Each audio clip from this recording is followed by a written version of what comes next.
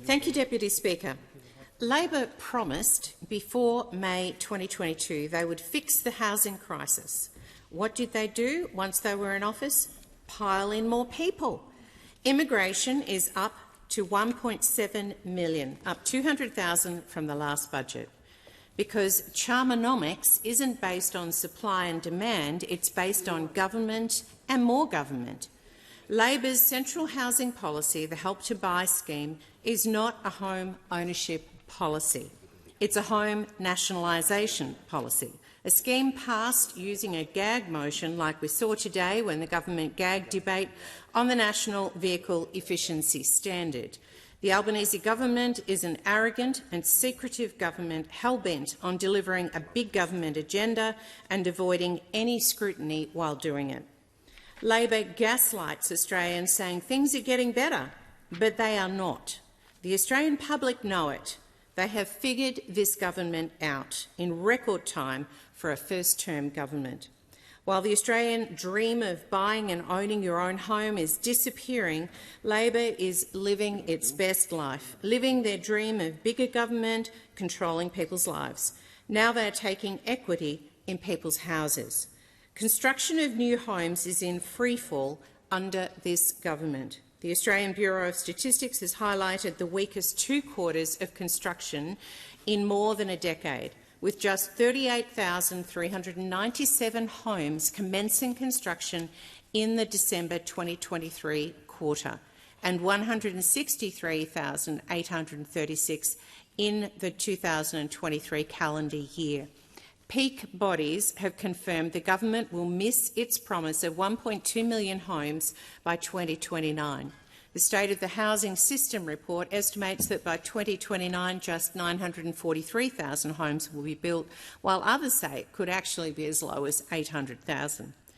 Centre for International Economics modelling recently showed 4 out of 5 new homes that could have been built under Labor's housing policies will never see a shovel hit the ground due to productivity sapping industrial relations changes and volatile conditions which will erode 80% of the gains in projected housing stock. Housing approvals for detached homes are already at their lowest levels since the Gillard government. New home starts have sunk to an 11-year low. The Domain First Home Buyer report earlier this year indicated that it takes almost 5 years to save the 20% deposit to buy a home. Under Labor, house prices are at record highs, with only 13% of homes being sold considered affordable on an average income. Real disposable incomes have collapsed by 7.5% per capita since Labor came to power, through price increases outpacing wages, rising taxes and rising mortgage repayments. In the 2 years since the election, Australians are paying an extra $2,000 per month on an average mortgage, and lending for the purchase or construction of new homes remains at a 20-year low. Under the former coalition government, interest rates were cut 9 times and only rose once, but in just 2 years, rates have risen 12 times under Labor. The fact of the matter is that Australians are being locked out of the housing market. Labor's federal budget housing announcements offer no new money, no new ideas, no new homes, nothing for first home buyers and nothing for renters. Labor is clutching at straws and completely out of ideas. By contrast, when the coalition was in government, we created the Home Guarantee Scheme, which is now supporting 1 in 3 first home buyers. No matter how often Labor tries to take credit for it, it's actually our deal.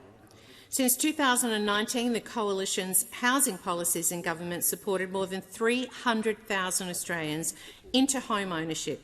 On our watch, there were 160,000 first home buyers in 2021, a 70% increase on the average of the previous decade.